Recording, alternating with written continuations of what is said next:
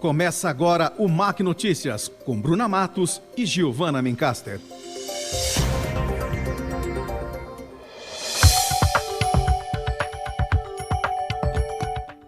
Olá! Após meses unindo esforços para vacinar a população brasileira, finalmente estamos retomando nossas atividades presenciais. Nós, alunos de graduação de curso de jornalismo do Mackenzie, também estamos voltando aos poucos para as aulas do campus da universidade. E neste semestre, pela primeira vez, estamos experimentando sermos mackenzistas presencialmente. E como trabalho final do segundo semestre de 2021, produzimos o nosso rádio-jornal MAC Notícias. Então, ao vivo, diretamente do estúdio da Rádio Mackenzie, acompanhe conosco os assuntos dessa edição.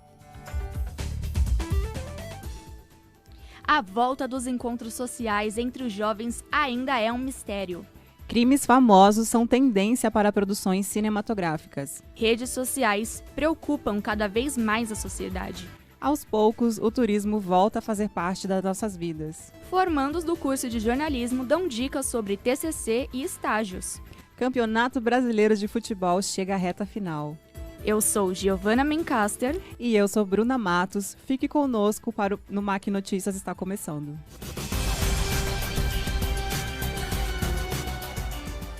Com grande parte da população adulta vacinada em São Paulo, restaurantes, parques e casas noturnas estão liberados para receber os frequentadores, mas nem todos se sentem confortáveis ainda para voltar à era pré-pandemia. É isso mesmo, Bruna. Eu conversei com a psicóloga Juliana Panini sobre o assunto. Ela falou das dificuldades que será essa retomada, digamos assim, do social em especial por parte dos jovens. Vamos conferir. Será que tem remédio pra curar meu tédio? Será que existe cura pra toda essa loucura? Calma, o mundo precisa de paz. Como você está se sentindo nesse período? Muita gente deve estar se sentindo como essa música que você ouve ao fundo, da cantora Vika. O sucesso musical tem causado demasiada identificação com os jovens, devido ao isolamento social dos últimos tempos, o que vem provocando algumas consequências a longo prazo neste público. Para a psicóloga Juliana Panini, a pandemia deixará algumas sequelas mentais, afetivas e sanitárias. O sistema psicológico de uma pessoa que tem um rompimento de todas as atividades sociais que ela estava acostumada a fazer também é modificado, né? Então a gente está falando de emoções, de sentimentos, pensamentos que podem trazer, muitas vezes, distúrbios psicológicos. Segundo Juliana, a falta do abraço pode causar grande impacto nessa comunidade, pois de uma hora para outra, algo que sempre foi sinônimo de afeto passou a ser sanitariamente perigoso. O próprio contato de abraço, beijo, de cumprimento, isso muda tudo, né, depois da pandemia, que não é mais possível ser feito. Outras coisas também, falando mais desse público jovem, no sentido relacional mesmo, relacionamento. Tudo aquilo que antes era muito mais comum, né, sobre beijo, sobre relacionamento sexual, passaram a ser extremamente perigosos. Juliana também acredita que as relações sociais não serão as mesmas após a pandemia. A própria conversa, a proximidade da conversa de alguém, né, com risco de transmitir algum tipo de contaminação através da saliva, provavelmente vai ser alterada, ser considerada para que as pessoas conversem com um distanciamento maior. O uso da máscara ou do distanciamento social deve ser um comportamento bem duradouro depois da pandemia.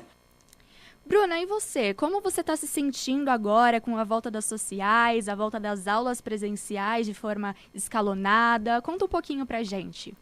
Bom, eu faço parte daquele grupo de pessoas que não aguentava mais ficar em casa. Então, eu tô adorando, né, as voltas sociais e rever as pessoas que, enfim, que eu gosto, que eu amo. E poder fazer as coisas presencialmente, eu acho que é muito diferente, né? E, enfim, seguindo todos os protocolos, aos pouquinhos eu tô voltando e tô super animada. E já que estamos falando de sociabilidade, uma questão muito séria que envolve todos nós, mas em especial os jovens, são as redes sociais. Sabemos que a tecnologia veio para ficar e que nos traz muitos benefícios, mas também os perigos tecnológicos dessas redes. Pois é, Bruna, não imaginamos mais um mundo sem as famosas redes sociais. Mas muitas são as dúvidas sobre seus benefícios e malefícios. O repórter Gabriel Alcântara conversou com 2 especialistas sobre o tema. As redes sociais influenciam muito a vida das pessoas. O boom tecnológico e a praticidade que trouxe na comunicação social foi inimaginável, facilitando a grande parte da população. Mas os problemas que já existiam antes foram aproximados e surgiram outros, como os cancelamentos, fake news e ataques virtuais. Para o psicólogo Álvaro Caetano, o cancelamento já existia, antes mesmo da era da internet. Segundo ele, não estamos vivenciando o momento, apenas pensando em produzir conteúdo para as mídias, o que faz com que nos tornemos um subproduto da indústria das redes sociais. Nós estamos nas redes sociais, pensamos que estamos produzindo conteúdo, quando na verdade nós somos subprodutos de uma grande indústria. Gostei muito do exemplo do canal Nostalgia, que se deparou com uma grande construção de conteúdo, de material, e ele descobre que tudo aquilo era do YouTube. Que o YouTube era que era o dono e que ele não tinha... Então, nós estamos produzindo material para uma grande empresa. Nós estamos produzindo material para um algoritmo que justamente vai ter essa fonte, esse dado, para prever todos os nossos desejos, vontades. O ponto de que as pessoas não têm muita noção do que é o ambiente digital está basicamente ligado à falta de educação básica, que não tiveram na escola, e aprender a mexer nos aparelhos eletrônicos na marra, não sabendo nada sobre como funcionava. Uma pesquisa da Quartz, divulgada como parte do relatório da Mozilla, realizada em 2017, mostrou que 55% dos brasileiros achavam que a internet era somente o Facebook. O Brasil foi um dos países que apontaram mais pessoas concordando com essa questão. Para Paulo Ranieri, professor de cybercultura da Universidade Presbiteriana Mackenzie, o problema está na formação. Ele acredita que a partir do momento em que a pessoa for direcionada para uma educação digital, ela vai aprender a usar esse ambiente de forma ética. É a gente partir mesmo para um movimento de uma espécie de literacia digital, de educação digital, uma espécie de educação de base, né? Desde quando o sujeito é criança e está começando na escola, ter já alguma iniciativa escolar mesmo, de pedagogia, de ensino para o digital, aprender desde cedo o que pode, o que não pode, o que é ético, o que não é, o que ele pode desenvolver ou não, se fizer tal coisa, se chegar até tal ponto vai prejudicar alguém, e essa educação continuar, passar pela adolescência, passar para que esse sujeito chegue na vida adulta realmente conhecedor do ambiente digital. Enquanto isso não acontece, monitorar o consumo de horas que está se usando o celular, além de deixar de usar alguns aplicativos que não têm mais utilidade e excluir contas desses serviços, pode ser uma forma de aprender a utilizar esse meio, pois, segundo Ranieri, nós não conhecemos o meio digital. O que nós temos hoje é uma sociedade que desconhece o meio digital. A gente vive o meio digital, a gente usa as ferramentas digitais, mas a gente não é conhecedor desse meio. Gabriel Alcântara para o MAC Notícias. 2021 tem sido um ano cheio de sucessos para o audiovisual brasileiro. As produções têm investido fortemente em histórias de crimes famosos. Sim, as assassinas confessas Suzanne von Richthofen e Elise Matsunaga são, vamos dizer assim, as estrelas da vez. Confira mais sobre o assunto no comentário da Isabela Livorati. É notável que no cinema estadunidense existe uma tradição de filmes criminais baseados em fatos reais. Pode-se dizer que isso começou com o filme A Sangue Frio, de 1967, e foi baseado no livro de Truman Capote, lançado em 1965. Essa temática continua fazendo sucesso até os dias atuais, e agora influencia cinemas internacionais a seguir esse estilo de filme. No Brasil, por exemplo, já eram vistos filmes com essa temática de crimes, mas o ano de 2021 foi marcante para essa categoria cinematográfica no país. Dado o sucesso de A Menina que Matou os Pais, que conta a história de Suzanne von Richthofen, e O Menino que Matou os Meus Pais, que conta o crime na visão de Daniel Cravinhos. A busca do público por filmes que seguem essa temática aumentou significativamente.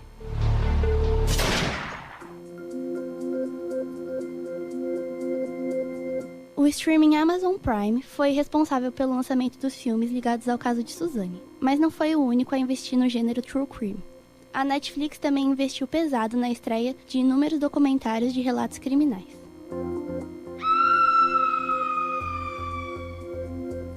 Elise Matsunaga era uma vez um crime que conta em detalhes como ocorreu o assassinato de Marcos Matsunaga. Cena do crime Mistério e Morte do Hotel Cecil, sobre o misterioso desaparecimento de Elisa Lam.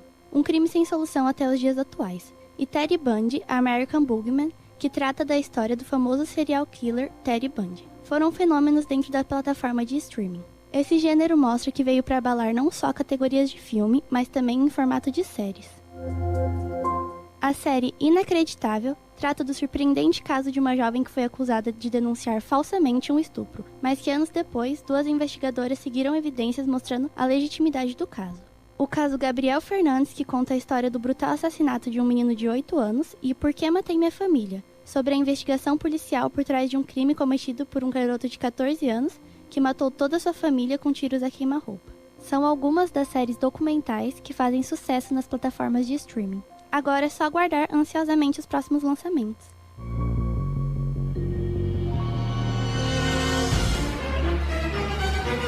É interessante como esse suspense também tem migrado muito para os clipes musicais, né, Bruna? O clipe da Glória Groove, A Queda, foi um single mais bombástico da cantora. E esse ramo tem crescido cada vez mais no Brasil, né? Esse clipe da Glória Groove, eu tô doida pra ver, todo mundo tá comentando, deve ser incrível, ela é maravilhosa. Sim, a gente tem que realmente conhecer, espalhar novas culturas, novos hábitos, até mesmo no nosso streaming. E agora falando sobre um outro tema que também envolve cultura. Recentemente, os super-heróis tiveram grande destaque na mídia. E não estamos falando já da famosa desculpa entre Marvel e DC Comics, mas sim de um beijo. Pois é, Gi, foi um beijo que chocou os mais conservadores, o que mostra que a patrulha ideológica ainda está em todos os setores da sociedade. Quem conta essa história pra gente é a repórter Fernanda Baron. A DC Comics lançou nos Estados Unidos a Superman Son of Kal-El, número 5. HQ que conta a história do filho do Superman, John Kent.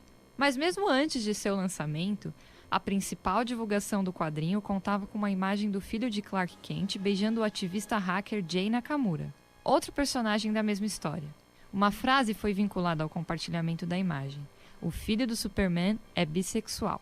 O anúncio fez os internautas opinarem, alguns favoráveis à representatividade nos quadrinhos e outros mais conservadores, totalmente contrários. Representações não só LGBTQIA+, como de outros grupos marginalizados, vêm sendo assunto recorrente nos quadrinhos e na mídia no geral. Para o mineiro, quadrinista e ilustrador Ig Guara, parte desse mercado há 15 anos, essa representação não é tão recente. Essa representação ela é menos recente do que as pessoas parecem entender. Ela, hoje em dia, ela é mais explícita. Antigamente, você falava mais por códigos, né? Se você parar para pensar que a própria ideia dos X-Men e dos mutantes é para falar de minorias, né, e das lutas das minorias. Hoje em dia essa representação ela pode ser mais explícita e isso é muito bom, principalmente para quem cresceu ou vai crescer lendo essas histórias.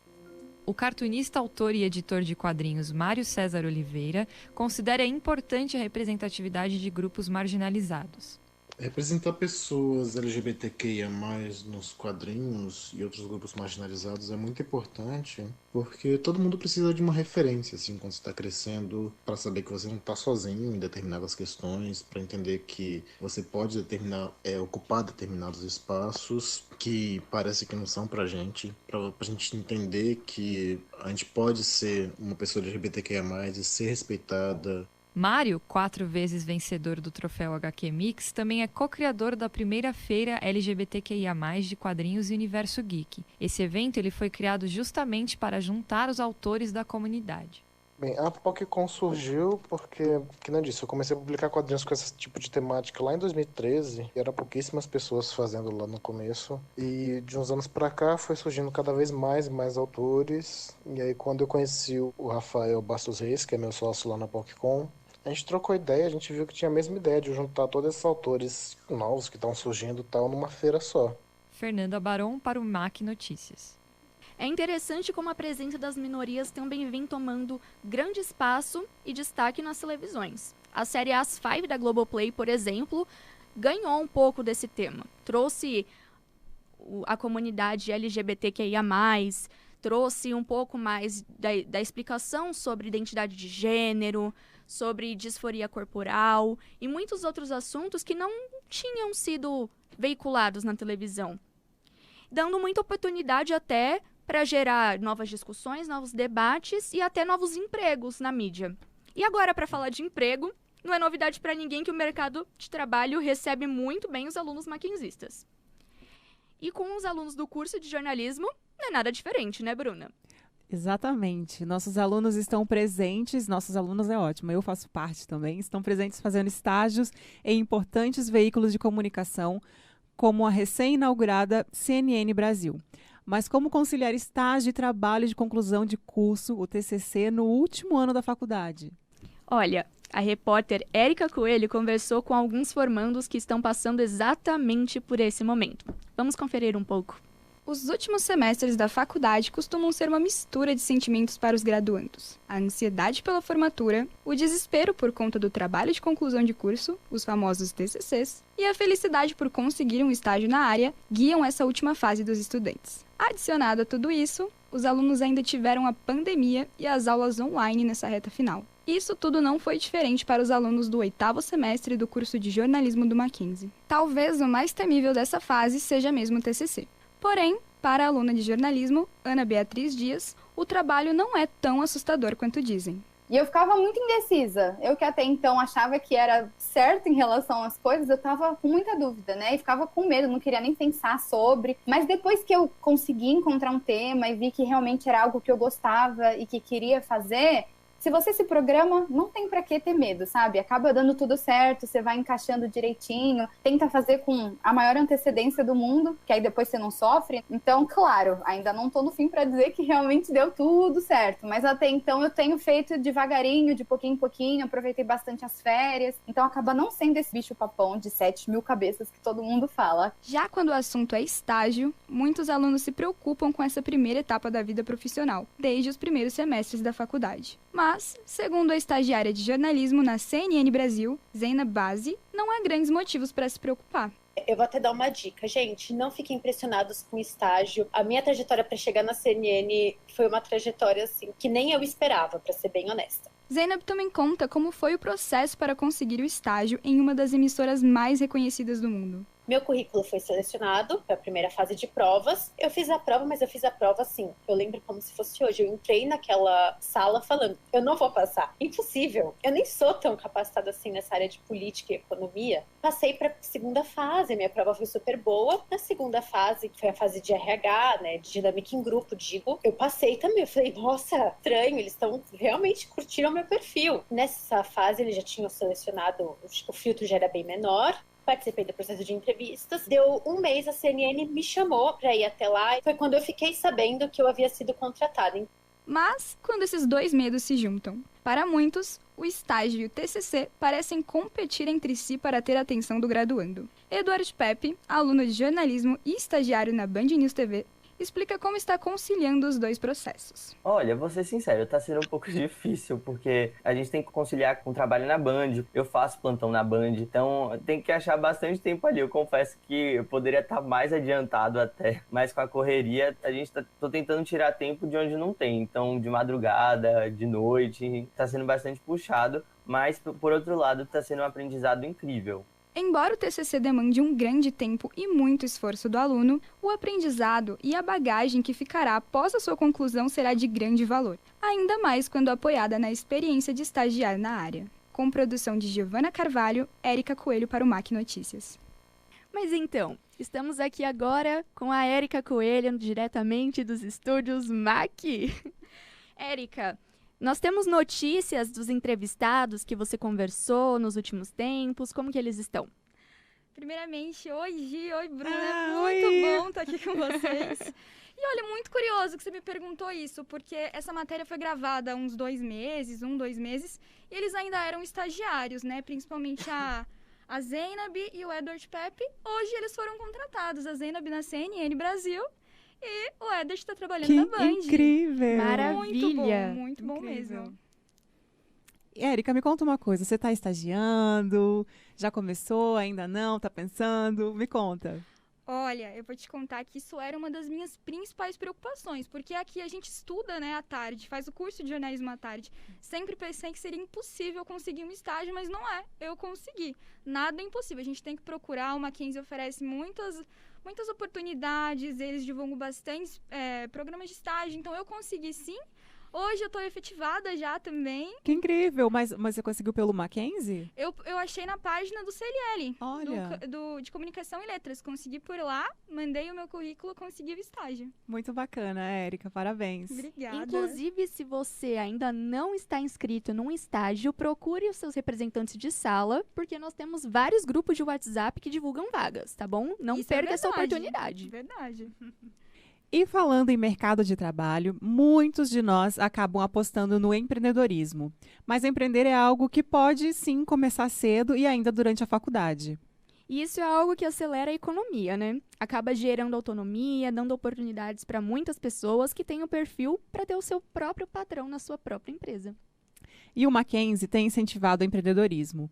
Eu conversei com a Bianca Machado, que é aluna do 4º semestre do curso de jornalismo, e ela falou sobre o seu trabalho e deu dicas de como começar, ainda como estudante, a desenvolver um projeto. Empreendedorismo é um assunto que está em alta nos últimos tempos. E tem tudo a ver com inovação, seja para criar algo totalmente novo ou aprimorar algo que já existe de um modo que ninguém havia feito antes. O empreendedor é capaz de criar um novo produto ou serviço e a sua essência está na percepção e aproveitamento das oportunidades. A aluna de jornalismo do 4º semestre, Bianca Machado, conta um pouquinho da sua experiência no laboratório do Mackenzie. A gente está com um projeto, né, com a intenção de criar uma startup de podcast narrativo, né, jornalístico, só que é um projeto muito grande, é muita informação, é muita coisa, isso é até uma coisa legal se falar que realmente a gente tem grandes ideias, mas grandes ideias não podem se sustentar sozinhas, né, então é muita pesquisa, é muita coisa para fazer. Bianca também comentou o passo a passo para os alunos que queiram iniciar uma pesquisa e levar esse projeto até o laboratório do Mackenzie. O primeiro é ter o espírito de querer aprender. O segundo, acredito que seria pensar em iniciativas e ideias para você fazer esse projeto. Você começar a pensar em opções, em como se tornar empreendedor na área que você está, de uma forma bem inovadora. O terceiro, eu diria que é ir atrás de professores que estão dispostos a serem orientadores nesse projeto. Então, esses professores podem ser muito, muito bons para acrescentar ideia àquela iniciativa que você já teve. E, por último, ficar atento com os cronogramas de datas do PIBIT. Então, é um pouco burocrático, mas é uma burocracia necessária nesse caso. Então, você entender bem o que você precisa entregar para você conseguir uma bolsa. Enfim, eu acho isso bem importante. Empreender não é uma tarefa fácil, mas com certeza traz grandes aprendizados e grandes oportunidades. Esperamos que cada vez mais pessoas se inspirem e se tornem empreendedoras. Gi, eu tô sabendo que você também empreende. Me conta um pouquinho sobre isso. Olha, não ia falar nada não, mas já que você questionou, é verdade. Olha, recentemente eu formalizei a Mencaster, que eu já trabalho com ela há 5 anos. Eu tenho um estúdio fotográfico móvel, trabalho com administração de redes sociais, social media, estratégia de gerenciamento, produção de conteúdo. E agora eu tenho um cliente fixo, né? Depois de uma longa batalha, a gente conseguiu agora fechar com o cliente, estamos com uma grande perspectiva. E o bom é que agora, retomando a economia, as pessoas querem contratar, né? As pessoas estão em busca de pessoas terceirizadas, estão em busca de auxílio. Então, é um momento de oportunidade. Fico bem feliz com isso. Com certeza, principalmente pós-pandemia, graças a Deus. Sim, é verdade. Agora, já que a gente está falando de pós-pandemia, vamos falar um pouquinho de turismo, né? Porque depois de muito tempo parado e pouca procura, o setor voltou a crescer de forma acelerada. A alta procura tem a ver com o represamento provocado pela pandemia. Afinal de contas, foram quase 2 anos com receio de viajar. A repórter Giovana Carvalho explica essa alta e traz altas expectativas do setor de turismo. O índice mensal de atividade do turismo de São Paulo teve um crescimento de 4,7% em setembro de 2021, em comparação a agosto. O número foi influenciado pelo aumento das viagens rodoviárias no estado. Esta é a quinta alta consecutiva do setor, segundo dados da FEComércio de São Paulo. O desempenho do turismo na cidade já está quase 50% acima, se comparado com setembro de 2020, quando estávamos no meio da pandemia. Mas a expectativa é de que, nos aeroportos, a real retomada aconteça a partir de agora, avance o mês de dezembro e siga até o carnaval. Segundo a FEComércio, a organização de eventos de fim de ano vai contribuir para esse avanço. O setor, que foi um dos mais impactados nos últimos meses, está agora retornando com mais força. De acordo com uma pesquisa publicada pelo Ministério do Turismo, o turismo doméstico será prioridade de 81% dos viajantes no país. Para Lorena Ferreira, guia turística na agência Ita Turismo, essa alta se justifica pela flexibilização das medidas de combate à Covid-19. Pessoas não querem mais ficar em casa, estão dando mais valor à vida, mais valores aos pequenos momentos que são esses, né, de conhecer destinos novos. Então, pra gente aumentou demais por conta disso, porque as pessoas ficaram tanto tempo presas que agora estão dando valores às coisas que elas não davam antes. Porém, o custo para realizar uma viagem também aumentou. Um dos motivos, segundo Lorena, é o aumento no preço dos combustíveis. E os valores das viagens aumentaram muito. No nosso ramo, que é o turismo rodoviário, que é ônibus, o combustível está muito caro. Então, os nossos fretes estão mais caros. Ainda assim, o desejo de viajar vem superando até mesmo as barreiras financeiras. Quem estava ansioso para viajar, depois de tanto tempo, agora está mais tranquilo para satisfazer essa vontade. É o caso da estudante Júlia Criado, que não via a hora de poder voltar a curtir as viagens de fim de ano com a sua família. 2 anos de pandemia, com o isolamento social, com a quarentena, com a gravidade do vírus e com a disseminação muito alta da doença, a gente não viajou. E hoje, podendo voltar a viajar, mesmo com a pandemia em andamento, porém com essa flexibilização melhor das atividades, me traz um sentimento de muita felicidade, me traz um sentimento muito bom. Os viajantes sofreram com as restrições impostas pela pandemia, mas, com o avanço da vacinação, é esperado que esse desejo de viajar possa voltar a ser realizado. Com produção de Érica Coelho, Giovana Carvalho para o MAC Notícias. E nós estamos aqui com a Giovana Carvalho no estúdio. Muito bem-vinda, Gi. Bem-vinda, Gi. Oi, Bruno. Oi, Gi. Muito gostoso estar aqui hoje com vocês. E a gente quer saber de você. Quais são os seus planos para viajar agora, após pandemia? Olha, vou te falar que eu tô ansiosa, porque ano passado eu não fiz nada, não viajei, passei o Natal e o Ano Novo em casa. E esse ano, agora esse final de semana, dia 26, eu vou viajar pela primeira vez. Uhul. Olha! É só um final de semana, mas já tá bom, né? Pra acalmar, relaxar um pouco desses 2 anos, né? Que foram bem complicados. Quase 2 anos, né? Eu vou pra Minas Gerais, na cidade de Gonçalves. Tem uma pousada super legal lá, chama Pousada das Araucárias. E é bem pra relaxar mesmo. Mas no fim do ano, no Natal e no Novo, vou passar por aqui mesmo. Tem que se cuidar, né? Não é porque agora liberaram tudo que a gente tem que dar louca e começar a sair, aglomerar. Faz isso mesmo. Sempre respeitando os protocolos. Exatamente. Gi, muito obrigada pela sua participação. Obrigada, a gente fica Gi. muito feliz em te receber. Obrigadão. Agora a gente vai falar de futebol. Com a chegada do mês de dezembro, a temporada do futebol brasileiro também vai chegando ao fim. Inclusive, muitas definições sobre o futuro dos clubes vão acontecer nesta semana. Quem traz as informações é o repórter Giovanni Santos.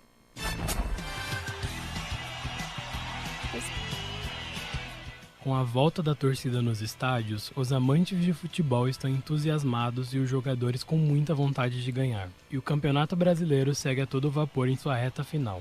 50 anos depois de ter sido campeão pela primeira vez, o Atlético Mineiro pode ser o grande vitorioso do torneio de 2021. Com uma campanha acima da média, o Galo possivelmente será campeão no próximo fim de semana. Por outro lado, a grande decepção do ano é o Grêmio de Porto Alegre, que corre risco de cair para a Série B.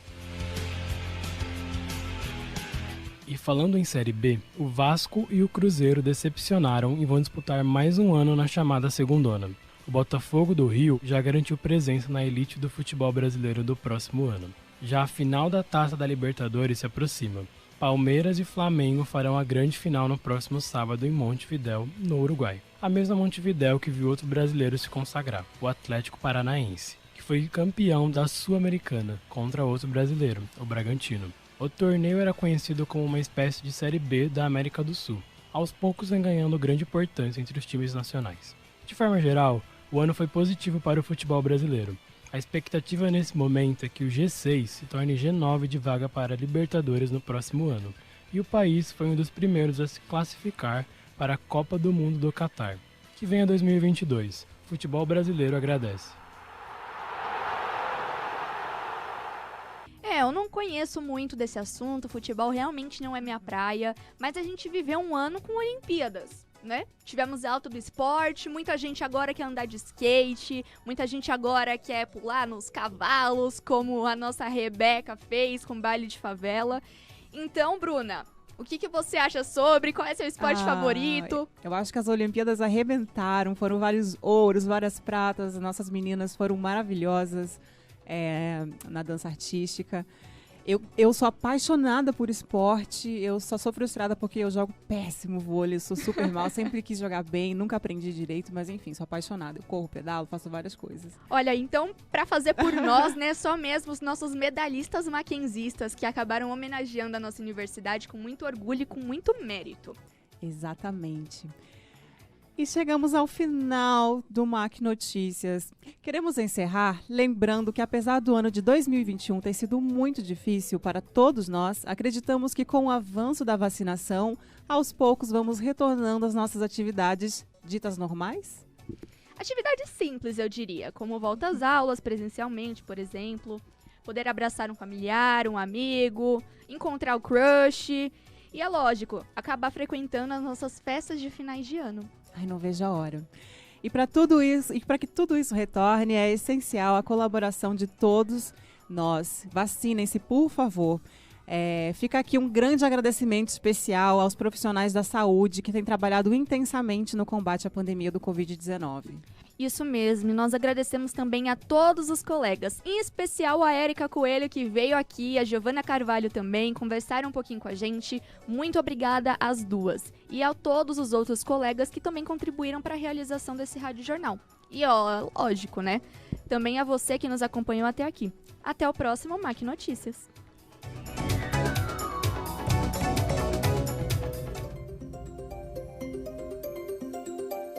O MAC Notícias é um produto acadêmico da disciplina de audiojornalismo do 3º semestre do curso de jornalismo da Universidade Presbiteriana Mackenzie, turma do 2º semestre de 2021. Equipe técnica: Doni Paruti, Emerson Canoa, Lucas Abrunhosa e Reginaldo Marques. Orientação: professor Vanderlei Dias.